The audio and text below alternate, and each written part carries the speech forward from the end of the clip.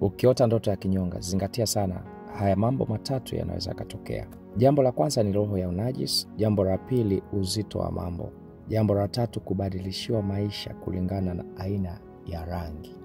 Naomba nikujuze mambo ambayo yanaweza kashinikizwa na ndoto ya kinyonga kwenye maisha yako. Awali niliwahi kusema kila kiumbe chini ya jua ameumbwa kwa kusudi lake, na kila kiumbe anaweza kutumika kwenye ulimwengu wa giza vile walivyokusudia, au kwenye ulimwengu wa nuru vile ambavyo ilikusudiwa.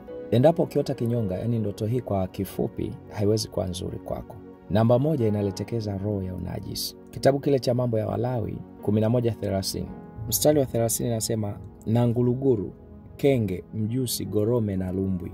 Kundi hili lilitajwa kama viumbe ambao ni najisi kwenye maisha ya wanadamu na hawastahili kabisa kufanyika kuwa chakula. Kwenye ulimwengu wa mwili tukisema najisi, inamaanisha kuna baadhi ya mambo yanakosa kibali. Sasa mdudu huyu anapotokea kwenye ndoto yako, ana uwezo wa kukuachia shombo la unajisi. Ana uwezo wa kunajisi mwili wako. Ana uwezo wa kunajisi biashara, kazi, kutokana na kwenye eneo ambalo umemwona kinyonga akilizungukia. Namba 2 inakuwa ni roho ya uzito wa mambo. Na mara nyingi mchawi anaweza akalogezea maisha yako kwa kutumia kinyonga. Anapomchukua kinyonga, anaanza kumtamkia maneno kwamba mambo yake yasifanikiwe, yaende taratibu kama vile kinyonga, yaende mbele yarudi nyuma. Kwa utakuta mafanikio kwako wakati huo wakiwa wanalogezea hivyo kwenye madhabahu za kwao. Na baada ya kuota ndoto hiyo, watu wengi sana wakiota hivyo waliofanikiwa, mambo yao huwa yanaharibika sana. Kwa utakuta ulishapiga hatua, unarudi tena nyuma, unaanza mwanzo kabisa, unaanza upya. Unapomwona kinyonga, usichukulie kitu cha kawaida. Endapo kama kuna madhabahu imemwagiza mambo yako yarudi nyuma, yarudi kwanza, na ni kweli utajikuta unapita kwenye wakati mgumu sana.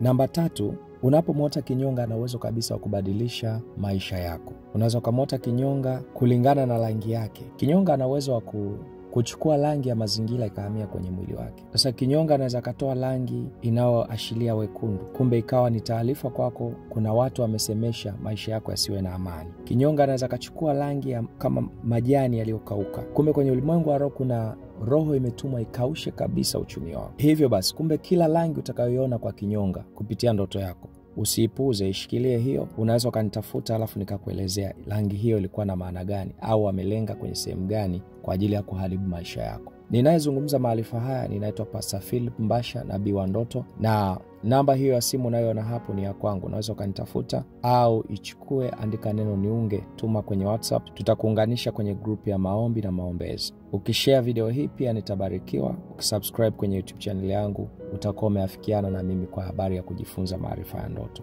Mungu wa mbinguni akutunze sana. Amen.